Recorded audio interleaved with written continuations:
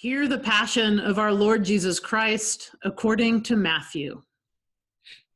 One of the 12, who was called Judas Iscariot, went to the chief priests and said, "What will you give me if I betray him to you?" They paid him 30 pieces of silver, and from that moment he began to look for an opportunity to betray him. On the first day of unleavened bread, the disciples came to Jesus, saying, "Where do you want us to make the preparations for you to eat the Passover?" Jesus said, "Go into the city to a certain man and say to him, 'The teacher says, my time is near. I will keep the Passover at your house with my disciples.'" So the disciples did as Jesus had directed them, and they prepared the Passover meal. When it was evening, he took his place with the 12, and while they were eating, he said, "Truly I tell you, one of you will betray me." And they became greatly distressed and began to say to him, one after another, "Surely not I, Lord?" Jesus answered, "The one who has dipped his hand into the bowl with me will betray me. The Son of Man goes as it is written of him, but woe to that one by whom the Son of Man is betrayed. It would have been better for that one not to have been born." Judas, who betrayed him, said, "Surely not I, Rabbi." Jesus replied, "You have said so." While they were eating, Jesus took a loaf of bread, and after blessing it, he broke it, gave it to the disciples, and said, "Take, eat. This is my body." Then he took a cup, and after giving thanks, he gave it to them, saying, "Drink from it, all of you, for this is my blood of the covenant, which is poured out for many for the forgiveness of sins. I tell you, I will never again drink of this fruit of the vine until that day when I drink it new with you in my Father's kingdom." When they had sung the hymn, they went out to the Mount of Olives. Then Jesus said to them, "You will all become deserters because of me this night, for it is written, 'I will strike the shepherd, and the sheep of the flock will be scattered.' But after I am raised up, I will go ahead of you to Galilee." Peter said to him, "Though all become deserters because of you, I will never desert you." Jesus said to him, "Truly I tell you, this very night, before the cock crows, you will deny me 3 times. Peter said to him, "Even though I must die with you, I will not deny you." and so said all the disciples. Then Jesus went with them to a place called Gethsemane, and he said to his disciples, Sit here while I go over there and pray." He took with him Peter and the 2 sons of Zebedee and began to be grieved and agitated. Then he said to them, "I am deeply grieved, even to death. Remain here and stay awake with me." And going a little farther, he threw himself on the ground and prayed, "My Father, if it is possible, let this cup pass from me. Yet not what I want, but what you want." Then he came to the disciples and found them sleeping. And he said to Peter, "So, could you not stay awake with me 1 hour?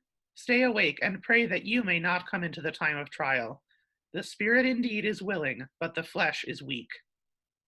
Again, he went away for the 2nd time and prayed, "My Father, if this cannot pass until I drink it, your will be done." Again, he came and found them sleeping, for their eyes were heavy. So, leaving them again, he went away and prayed for the 3rd time, saying the same words. Then he came to the disciples and said to them, "Are you still sleeping and taking your rest? See, the hour is at hand, and the Son of Man is betrayed into the hands of sinners. Get up, let us be going.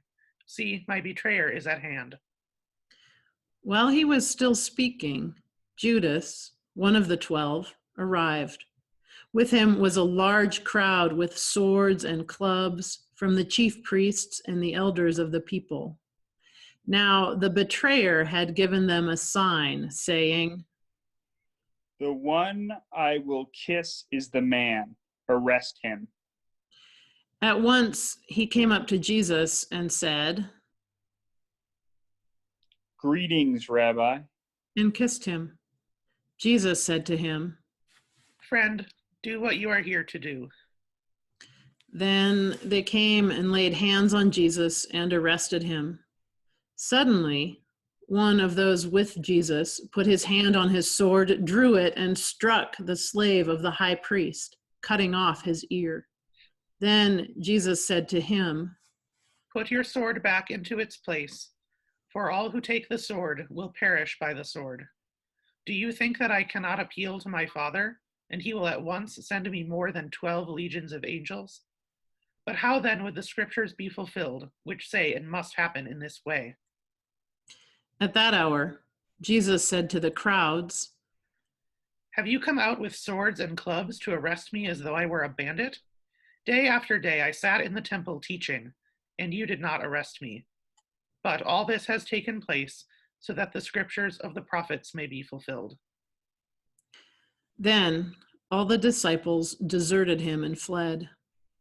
Those who had arrested Jesus took him to Caiaphas, the high priest, in whose house the scribes and elders had gathered. But Peter was following him at a distance, as far as the courtyard of the high priest, and going inside, he sat with the guards in order to see how this would end. Now the chief priests and the whole council were looking for false testimony against Jesus, so that they might put him to death. But they found none, though many false witnesses came forward. At last, 2 came forward and said, "This fellow said, I am able to destroy the temple of God and to build it in 3 days." The high priest stood up and said, Have you no answer? What is it that they testify against you? but Jesus was silent.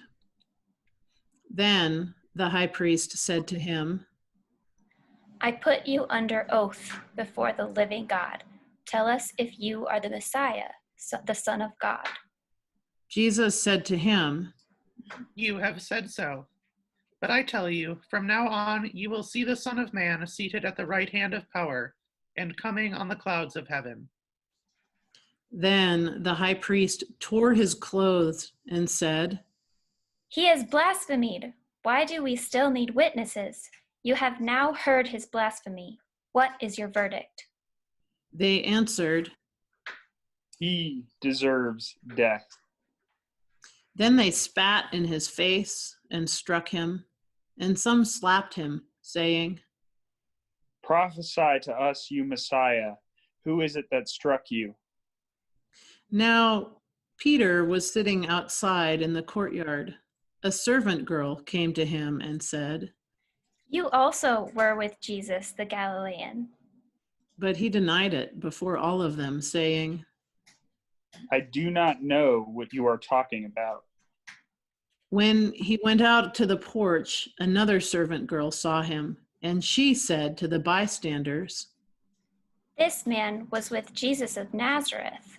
Again he denied it with an oath. I do not know the man. After a little while the bystanders came up and said to Peter, Certainly you are also one of them, for your accent betrays you.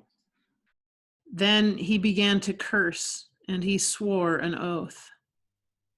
I do not know the man. At that moment the cock crowed. Then Peter remembered what Jesus had said, Before the cock crows, you will deny me 3 times.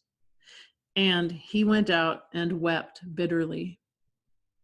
When morning came, all the chief priests and the elders of the people conferred together against Jesus in order to bring about his death. They bound him, led him away, and handed him over to Pilate, the governor. When Judas, his betrayer, saw that Jesus was condemned, he repented and brought back the 30 pieces of silver to the chief priests and the elders. He said, I have sinned by betraying innocent blood. But they said, What is that to us? See to it yourself. throwing down the pieces of silver in the temple, he departed, and he went and hanged himself. But the chief priests, taking the pieces of silver, said, It is not lawful to put them into the treasury, since they are blood money. After conferring together, they used them to buy the potter's field as a place to bury foreigners. For this reason, that field has been called the field of blood to this day. Then was fulfilled what had been spoken through the prophet Jeremiah, and they took the 30 pieces of silver, the price of the one on whom a price had been set, on whom some of the people of Israel had set a price, and they gave them for the potter's field, as the Lord commanded me. Jesus stood before the governor, and the governor asked him, Are you the king of the Jews? Jesus said, You say so. but when he was accused by the chief priests and elders, he did not answer. Then Pilate said to him, Do you not hear how many accusations they make against? but he gave them no answer, not even to a single charge, so that the governor was greatly amazed. Now, at the festival, the governor was accustomed to release a prisoner for the crowd, anyone whom they wanted. At that time, they had a notorious prisoner called Jesus Barabbas. So after they had gathered, Pilate said to them, Whom do you want me to release for you? Jesus Barabbas, or Jesus who is called the Messiah? for he realized that it was out of jealousy that they had handed him over. While he was sitting on the judgment seat, his wife sent word to him, Have nothing to do with that innocent man, for today I have suffered a great deal because of a dream about him. Now the chief priests and the elders persuaded the crowds to ask for Barabbas and to have Jesus killed. The governor again said to them, Which of the two do you want me to release for you? and they said, Barabbas. Barabbas. Barabbas. Pilate said to them, Then what should I do with Jesus who is called the Messiah? all of them said, Let him be crucified. Let him be crucified. let him be crucified. Then he asked, Why? What evil has he done? but they shouted all the more, Let him be crucified. Let him be crucified. let him be crucified. So when Pilate saw he could do nothing, but rather that a riot was beginning, he took some water and washed his hands before the crowd, saying, I am innocent of this man's blood. See to it yourselves. Then the people as a whole answered, His blood be on us and on our children. So he released Barabbas for them, and after flogging Jesus, he handed him over to be crucified. Then the soldiers of the governor took Jesus into the governor's headquarters, and they gathered the whole cohort around him. They stripped him and put a scarlet robe on him, and after twisting some thorns into a crown, they put it on his head. They put a reed in his right hand and knelt before him and mocked him, saying, Hail, King of the Jews. They spat on him and took the reed and struck him on the head. After mocking him, they stripped him of the robe and put his own clothes on him. Then they led him away to crucify him. As they went out, they came upon a man from Cyrene named Simon. They compelled this man to carry his cross.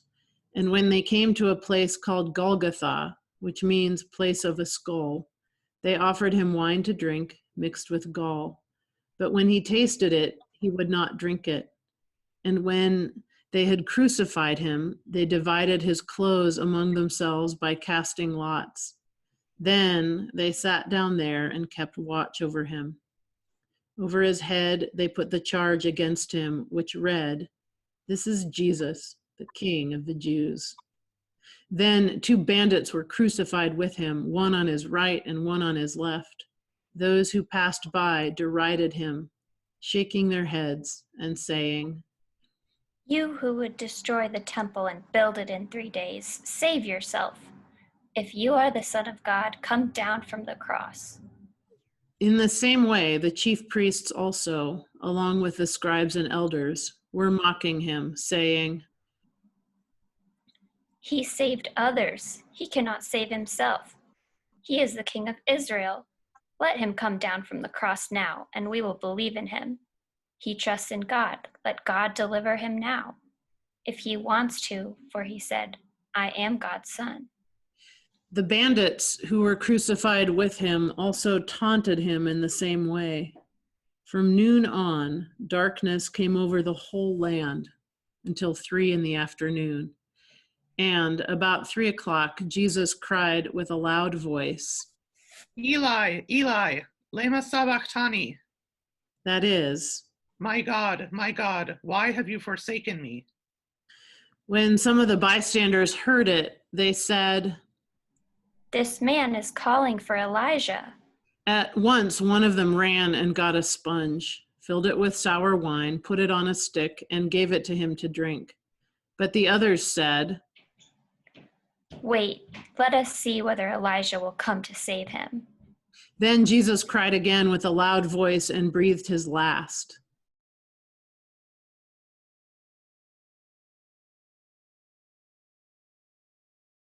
At that moment, the curtain of the temple was torn in 2 from top to bottom. The earth shook and the rocks were split. The tombs also were opened, and many bodies of the saints who had fallen asleep were raised. After his resurrection, they came out of the tombs and entered the holy city and appeared to many. Now, when the centurion and those with him who were keeping watch over Jesus saw the earthquake and what took place, they were terrified and said, "Truly, this man was God's son." Many women were also there, looking on from a distance. They had followed Jesus from Galilee and had provided for him. Among them were Mary Magdalene, and Mary, the mother of James and Joseph, and the mother of the sons of Zebedee. When it was evening, there came a rich man from Arimathea named Joseph, who was also a disciple of Jesus. He went to Pilate and asked for the body of Jesus. Then Pilate ordered it to be given to him. So Joseph took the body and wrapped it in a clean linen cloth and laid it in his own new tomb, which he had hewn in the rock. He then rolled a great stone to the door of the tomb and went away. Mary Magdalene and the other Mary were there, sitting opposite the tomb.